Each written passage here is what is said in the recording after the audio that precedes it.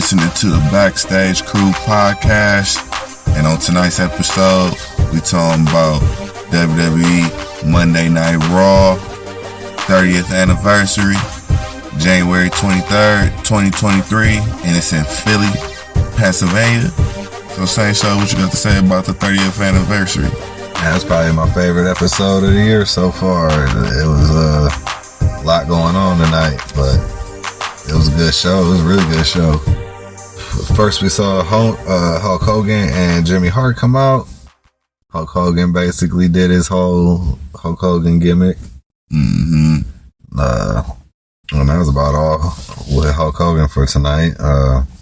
Next, we saw the Bloodline holding court in the ring versus Sami Zayn. You know, they trying to determine whether he's down with the Bloodline or not. Yeah, he down with the Bloodline. We need to talk about who ain't down with the Bloodline. That's Paul Heyman. Yeah, Paul Heyman was he the questionable one. He was the lawyer on the other side throwing all the dirt on him. Yeah. But you seen Jay came in the way of his defense. Roman Reigns put the hit on him and said, Solo, you know, get him. And yeah, that's when Jay came in the way. But yeah, man, it was a exciting display right there. A little promo for the show, man. Philly got a good show tonight, man. They got a good show. Starting off this year, they snapping. Yeah, well, Sammy was found not guilty, but then, but he's got to go MIA until SmackDown. Until Royal Rumble. Yeah. But then we saw, was it Jimmy? I think got hurt in the tag team match, and then Sami Zayn took his spot. Yeah. And Roman Reigns was backstage like a mad face. Like he didn't know like that wasn't a good move. Why Sammy take the initiative to do that? Yeah, overall it's a good match. And then we saw backstage, we saw JBL and Corbin walking up to the party. Yeah, they had everybody back there. They had DDP. Yeah, everybody, but we seen RS back there. Ted DiBiase. Godfather stopped him at the door though, like, no, y'all, he ain't getting in. Corbin, you ain't on the list. But JBL did some talking. Farouk came out. Yeah. Like Corbin gave up some money, and all of a sudden he was on the list. So that was a good one. Y'all know, just a little background. Godfather was a bouncer, so I guess he get to play his real role. And on the strip club. So that was tight.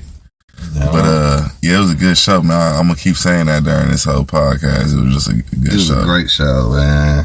But then we had a promo with LA Knight in the ring talking stuff, and then Undertaker comes out. Like, first they did the old school Undertaker, regular old gimmick, and then it switched over to his American Badass gimmick. Man, that was probably the best thing I've seen in a minute.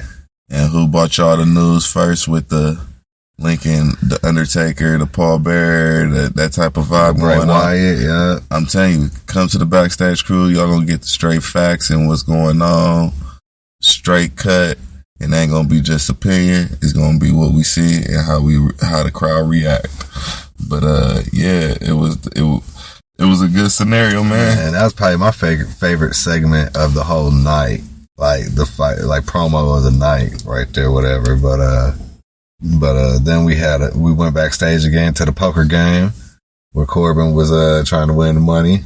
Yeah. But versus Chad, DDP, and that's when everybody was at. That's where we got the first glimpse where everybody was at the table. Yeah. There was a lot of people in there besides just that table. Yeah, it was plenty of people. If you just seen it in the background, you'll see everybody. And it looked nice in there too. Yeah. Like that arena had a nice little spot.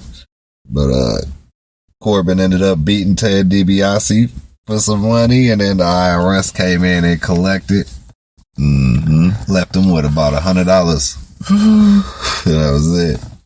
And then we had another promo, which was Damage Control. Well, it wasn't really a promo, it was a segment, but Damage Control.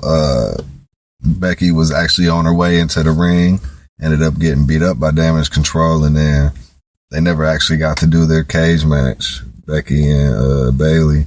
Man, I thought that was a pretty good little beatdown, though, man. They did a good job there. Yeah. It was probably one of the better ones recently. After that, we was backstage again with Bobby Lashley, about to do his interview. Saw MVP roll up on him. Mm-hmm. But man, Bobby just ain't getting down with the Hurt Business, man. He ain't trying to do it. Nope. I don't think that's gonna happen. Yeah, I don't know. I like unless he joins the Hurt Business to stop Brock Lesnar keep coming out doing goofy ball stuff like that. Yeah, some, but that was later, the Brock Lesnar part. But man, yeah, I don't know, because he said, man, I never needed you or Omos. Like, yeah, man, he might. We'll see though. We'll see. Then we had a match with we actually had a promo in the ring with DX coming out, about to do their whole DX thing, and then Imperium interrupts them. Yeah, comes all out. DX like, man, I wonder was there somebody that'll fight you or something like that. And then Seth comes out, Street Profits come out. Super beastie match. Man, that was a real. Oh yeah, also special guest referee Kurt Angle. Yeah, he came out and DX made it official, and man, that match was going down tonight. That was one. Man, all the matches was beastie. Of course, but this right here was like, man, for me, that's our slam of the night too, right there. Yeah, you gotta go check that out on the real. Go check that out on the shorts on YouTube, all major platforms. Yeah, man, that was, like I said, great match, you guys. Over the top rope moves we had. It was just constant movement, which that's what I like in my matches, where it's not really too much downtime. It's something to keep you moving. But after that, we had Charlotte Flair in the ring, which Belair came out. You know, they gave each other their respect for being champions. When Sonya Deville came out, and man, with Sonya Deville doing her thing again, which I don't really like it. I say it's still boring. I like Sonya Deville. I just don't like these ideas they're giving for these people, man. Yeah. But it works. I'd rather see her do this like how she's doing it now than I didn't like when she was a manager. Yeah, that was horrible. And then that led to a match with Sonya. Basically, Belair said she'll take care of Charlotte's work for tonight, since it's Belair's show. But that was a pretty good match too, man. Belair goes strong. Yeah, in all the matches she be in. She won with the W. Yeah. Put her out. Beastie. Yeah. Then following the match was Belair got on the mic talking to said, I didn't forget about you, Bliss. Yeah. Then Bliss showed up on the Titantron looking a little dark, you know, like she had the whole Bray Wyatt effect to her. Mm-hmm. But man, we still gotta keep tuning in to see if that goes further every week. Then we had a real good match again, which was Theory versus Bobby Lashley. Yeah. For the United States Championship.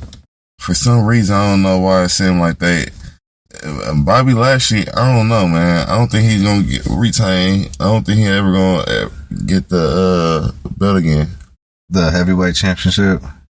Or I think he'll probably get like a lower belt than that. But the world heavyweight championship, I don't know. I think he might be like United States champ or something again. He might be fought with Brock for a while before it be belts on him. Yeah, because Brock Lesnar came out and interrupted the match. I think they're going to let like Theory and these other guys hold these belts, and then like Bobby Lashley and these other good guys, like even like Drew, they're going to have to be toughing it out with each other. You know what I'm saying? Yeah, they got to be big guys. That's, you know, they can let them fight with each other and all that. And while that, you know, they ain't paying attention to the belt right now. Because if they did, they could probably run through Wreck House. You know what I'm saying? But you gotta let the Titans fight the Titans or whatever. You know what I'm saying? Because if they come out, they might Wreck House. So let them stay focused fighting each other right now. Yes, so we're gonna be seeing this feud move forward with Bobby and Lesnar, probably Royal Rumble. Yeah. And then to close out the night, we had Miz come out in the ring talking about where's his highlight reel and Miz TV, and which led to Owens coming out, giving him a stunner. Doing a classic Owens. Yeah, and then out on the mic and talked to Roman. He's getting so better with being classic Owens, though. It's just so classic. Oh, man, it don't seem natural to me, man. Like, he's just forcing it. I don't know. Other than that was the show right there for the night. So, we can go ahead and wrap this up. This is the Backstage Krew Podcast. You can find us on Facebook, Instagram, Twitter, YouTube, TikTok. We're on Google Podcasts, Apple Podcasts, Pandora, Spotify. Hey, so where you get the t-shirt from? Oh, man, I picked up my Raw 30 shirt from WWEshop.com. Okay. Well, with that being said, until next time.